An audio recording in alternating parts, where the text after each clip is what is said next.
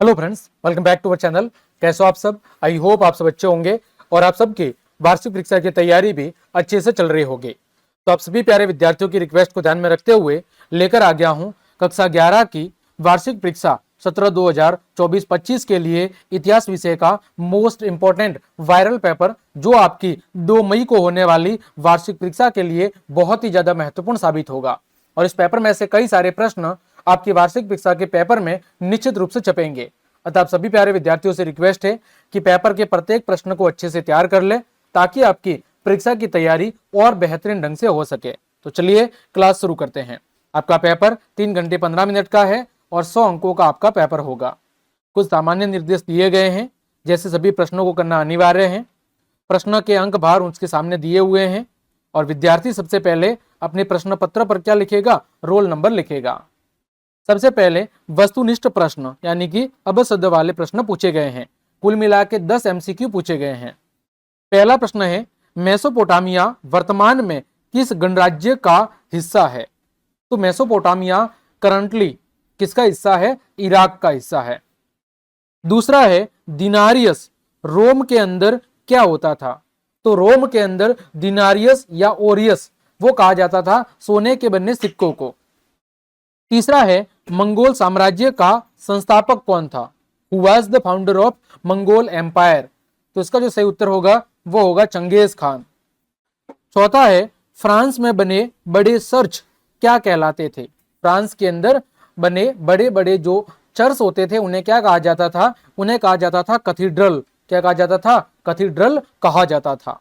पांचवा है, जर्मनी में प्रोटेस्टेंट सुधार आंदोलन के जनक कौन थे? तो जर्मनी के अंदर प्रोटेस्टेंट जो सुधार आंदोलन है, उस सुधार आंदोलन के जो जनक थे वो थे आपके मार्टिन लूथर। छठा है, संयुक्त राज्य अमेरिका कब स्वतंत्र राष्ट्र बना? तो संयुक्त राज्य अमेरिका 1783 के अंदर संयुक्त राष्ट्र बना।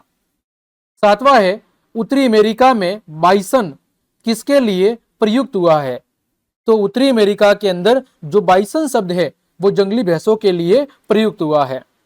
आठवां, दार्शनिक कार्ल मार्क्स का संबंध किस देश से है? तो दार्शनिक कार्ल मार्क्स का जो संबंध है वो है जर्मनी से। कहां से है? जर्मनी से। आगे देखो, 9वां MCQ है, चीन में गणतंत्र की स्थापना कब हुई? तो चीन के अंदर जो गणतंत्र की स्थापना है वो हुई थी 1949 के अंदर। 10वां, जापान की संसद कहलाती थी। तो जापान की संसद को किस नाम से जाना जाता था वो हमें बताना है। तो जो जापान की संसद है उसे कहा जाता है डाइट। क्या कहा जाता है? जापान की संसद को डाइट कहा जाता है। आगे बढ़े, अति लघु उत्तरात्मक प्रश्न। कौन से प्रश्न? अति लघु उत्तरात्मक प्रश्न, ठीक है, जिनके जवाब आपको एक शब्द अथवा एक पंक्ति के अंदर देने होते हैं। कुल मिला के 10 प्रश्न है और प्रत्येक प्रश्न आपका 1 नंबर का है। 11वां देखो, मेसोपोटामिया में उरुक शब्द से क्या अभिप्राय था? मेसोपोटामिया के अंदर जो उरुक शब्द है उसका मतलब क्या था? तो उरुक एक प्राचीन शहर था जो मेसोपोटामिया के अंदर क्या था? स्थित था। और ये जो अपना शहर है उरुक शहर, ये शहरी संस्कृति और लेखन के विकास के लिए जाना जाता था। किसके लिए जाना जाता था? शहरी संस्कृति और लेखन के विकास के लिए प्रसिद्ध था। आगे प्रश्न संख्या 12 है, ड्रेसल 20 क्या था? ड्रेसल 20 क्या है? तो ड्रेसल 20 एक प्रकार का मिट्टी का बना हुआ बर्तन होता था, जिसका उपयोग तेल और दूसरे जो तरल पदार्थ है उनको एक जगह से दूसरी जगह पर ले जाने के लिए इस्तेमाल किया जाता था। तो ड्रेसल 20 मिट्टी का बना हुआ एक बर्तन था जिसका उपयोग तेल और तरल पदार्थों को एक जगह से दूसरी जगह पर ले जाने के लिए इस्तेमाल किया जाता था। 13वां है, चंगेज खान का प्रारंभिक नाम क्या था? तो चंगेज खान का जो प्रारंभिक नाम था वो था तैमुजिन। क्या नाम था? तैमुजिन। आगे 14वां, वाइकिंग कौन था? तो वाइकिंग कौन था? तो वाइकिंग स्कैंडिनेविया के समुद्री योद्धा थे। कौन से देश के? स्कैंडिनेविया के समुद्री योद्धा थे जो 18वीं से 11वीं शताब्दी के बीच यूरोप के कई हिस्सों में व्यापार और छापे मारने का काम किया करते थे। ठीक है, तो ये क्या थे? ये आपके जो एक देश पड़ता है जिसका नाम क्या है? जिसका नाम है स्कैंडिनेविया उसके समुद्री योद्धा थे जो 8वीं से 11वीं शताब्दी के बीच यूरोप के कई हिस्सों में व्यापार करने और छापे मारने का काम किया करते थे। 15वां है सेंट पीटर के गिरजाघर की गुंबद का डिजाइन किसने तैयार किया था? किसने किया था? माइकल एंजेलो ने। किसने किया था? माइकल एंजेलो ने। Michael Angelo. ठीक है, आगे बढ़े। 16वां, सेटलर शब्द का प्रयोग अमेरिका में किसके लिए किया जाता था? किसका? सेटलर शब्द का। तो यूरोपीय उपनिवेशवादियों के लिए, यूरोपीय उपनिवेशवादियों के लिए जो अमेरिका के अंदर आकर बसे थे उनके लिए सेटलर शब्द का यूज किया जाता था। यानी यूरोप के जो उपनिवेश थे या उस यूरोप महाद्वीप के जो अन्य छोटे छोटे देश थे वहां से जो लोग अमेरिका में आकर बस गए थे उनके लिए सेटलर शब्द का यूज किया जाता था। 17वां है अमेरिका की पूर्व संध्या से क्या अभिप्राय है? तो अमेरिका की जो पूर्व संध्या है वो उस महिला को संदर्भित करती है जो सभी मूल अमेरिकी लोगों की पूर्वज मानी जाती है। यानी कि जो अमेरिका की पूर्व संध्या है ये किसको संदर्भित करती है?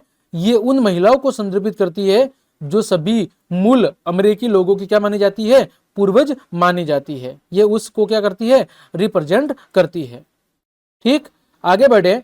18वां प्रश्न है कि ऑस्ट्रेलिया की राजधानी क्या थी? तो ऑस्ट्रेलिया की जो राजधानी है वो है कैनबरा। क्या है? ऑस्ट्रेलिया की जो राजधानी है वो है कैनबरा। 19 नंबर है जापान में प्रथम रेल लाइन कब बिछाई गई? तो जापान के अंदर जो पहली रेल लाइन बिछाई गई थी वो बिछाई गई थी 1872 के अंदर। 20वां है कुओमिंतांग दल की स्थापना किसने की थी? कुओमिंतांग दल की स्थापना किसने की थी? तो इसकी स्थापना की थी सन यात सेन ने। किसने की थी? सन यात सेन ने। ठीक, आगे बढ़े।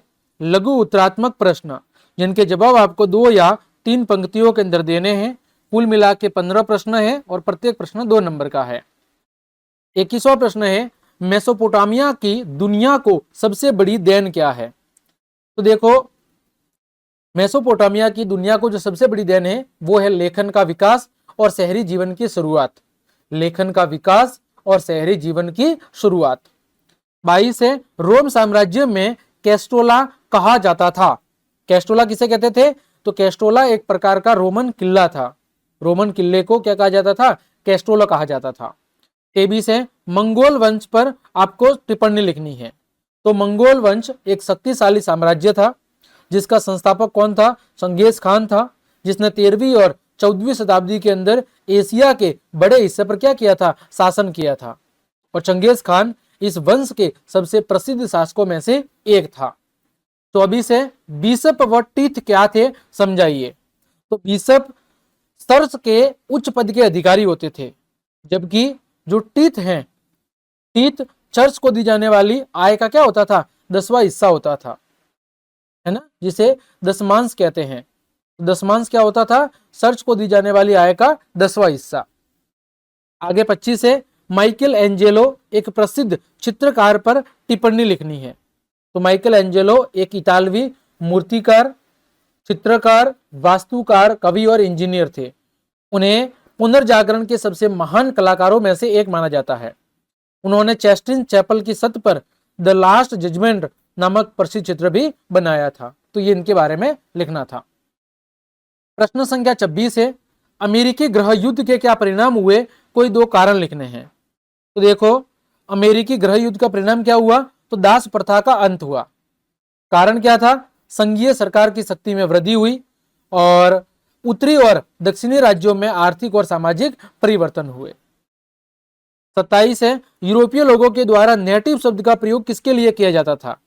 तो जो मूल अमेरिकी निवासी थे उनके लिए नेटिव शब्द का उपयोग किया जाता था। अमेरिका में रहने वाले जो मूल निवासी थे अमेरिका के, उनके लिए नेटिव शब्द काम में लिया जाता था।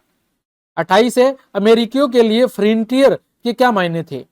अमेरिकियों के लिए फ्रंटियर के क्या मायने थे? तो पश्चिमी सीमा का विस्तार जहां पर यूरोपीय लोग रह रहे थे वो किसको रिप्रेजेंट करता है? फ्रंटियर को। 29 है रेड इंडियन कौन थे? तो मूल रेड इंडियन कौन थे? तो मूल अमेरिकी निवासियों को यूरोपीय लोग क्या कहते थे? रेड इंडियन कहते थे। मूल अमेरिकी निवासियों को जो यूरोपीय लोग थे वो उन्हें क्या कहते थे, रेड इंडियन कहते थे। 30 है, जापान के 4 बड़े द्वीपों के नाम लिखने हैं। तो एक तो होकाइडो, होसू, शिकोकू और क्यूशू, ये 4 नाम आप लिख सकते हैं। 31 है, चीन में गणराज्य की स्थापना, चीन में गणराज्य की स्थापना किसने और कब की? चीन के अंदर गणराज्य की स्थापना कब और किसने की थी? तो इसका जो सही उत्तर होगा कि सन 1912 के अंदर, सन 1912 के अंदर एक व्यक्ति थे सन यात सेन, सन यात सेन, इन्होंने चीन के अंदर गणराज्य की स्थापना की थी। 32 नंबर है, शिक्षा के आधुनिकीकरण में मेजी सरकार का योगदान देना है। तो मेजी सरकार ने आधुनिक शिक्षा प्रणाली की शुरुआत की, जिसमें उन्होंने पश्चिमी ज्ञान और प्रौद्योगिकी और तकनीकी को क्या किया, शामिल किया। 33 नंबर है, माओत्से युंग पर, माओत्से तुंग पर आपको क्या लिखनी है, टिप्पणी लिखनी है।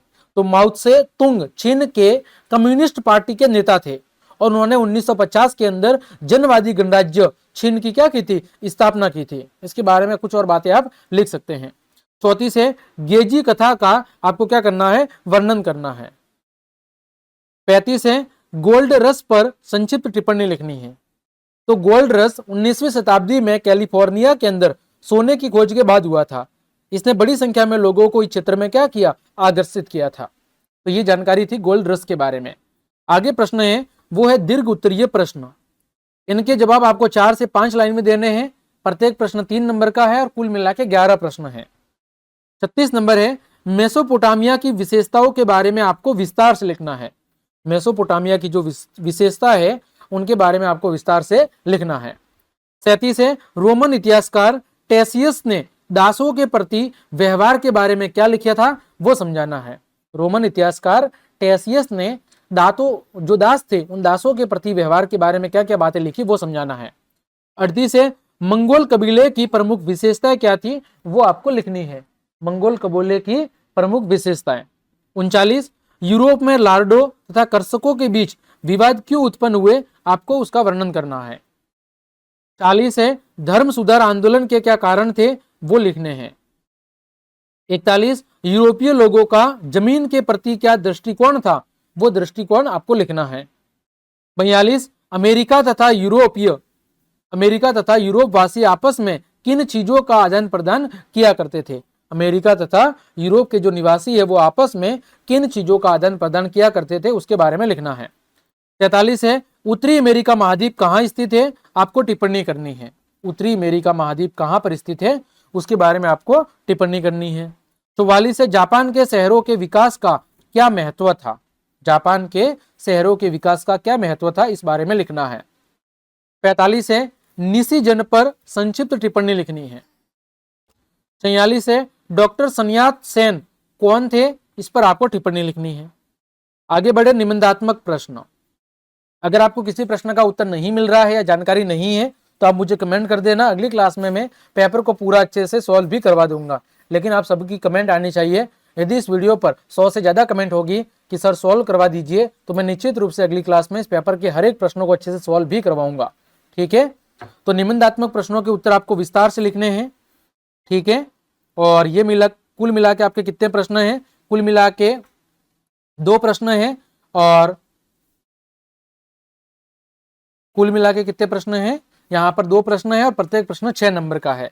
देखो प्रश्न नंबर 46 है, माओत्से तुंग और चीन के साम्यवादी दल ने चीन को मुक्ति दिलाने और मौजूदा कामयाबी की बुनियाद डालने में सफलता प्राप्त की, वर्णन कीजिए। क्या बोल रहा है, माओत्से तुंग और चीन के साम्यवादी दल ने चीन को मुक्ति दिलाने और मौजूदा कामयाबी की बुनियाद डालने में सफलता प्राप्त की, वर्णन कीजिए। यानी इन दोनों का, एक तो चीन का साम्यवादी दल और एक माओत्से तुंग, इनका चीन के अंदर क्या योगदान था, वो आपको लिखना है। अथवा में है, 1911 की क्रांति से पूर्व चीन की दुर्दशा का वर्णन करना है कि 1911 की क्रांति से पहले चीन की क्या स्थिति थी।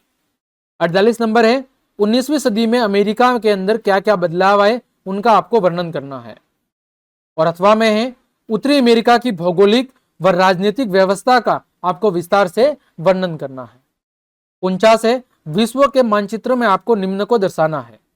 ऑस्ट्रेलिया को, किसको दर्शाना है, ऑस्ट्रेलिया को बताना है। ऑस्ट्रेलिया आप सबको पता है एक महाद्वीप है जो दक्षिणी गोलार्ध के अंदर स्थित है। फिर कनाडा, कनाडा उत्तरी अमेरिका के अंदर स्थित एक देश है। मेसोपोटामिया एक प्राचीन सभ्यता है जो आधुनिक इराक के अंदर मौजूद है। मिस्र ये उत्तरी अफ्रीका के अंदर स्थित एक देश है। और अंटार्कटिक महासागर, दुनिया का दूसरा सबसे बड़ा महासागर है अंटार्कटिक महासागर। तो इन सभी को आपको विश्व के मानचित्र के अंदर दर्शाना है। तो प्यारे विद्यार्थियों, यह था कक्षा 11 इतिहास विषय का मोस्ट इंपॉर्टेंट वायरल पेपर, जो आपकी वार्षिक परीक्षा की दृष्टि से बहुत ही ज्यादा महत्वपूर्ण साबित होगा। और इसमें से कई सारे प्रश्न आपकी वार्षिक परीक्षा के अंदर निश्चित रूप से छपेंगे। तो आप सभी प्यारे विद्यार्थियों से रिक्वेस्ट है, पेपर के हर एक प्रश्न को अच्छे से तैयार कर ले, ताकि आपकी तैयारी बहुत ही बेहतरीन ढंग से हो सके। तो यदि आपको मेरी क्लास और ये मेहनत पसंद आई है तो फिर लाइक, कमेंट, शेयर और सब्सक्राइब जरूर करें। और यदि आप इस पेपर का पूरा सॉल्यूशन चाहते हैं तो कमेंट करना ना भूलें। अगली क्लास के अंदर आपको सॉल्यूशन भी करवा दिया जाएगा, लेकिन आप कमेंट जरूर करना। तो आज के लिए इतना ही, मिलते हैं अगली क्लास में। तब तक के लिए आप सबको जय हिंद, जय भारत।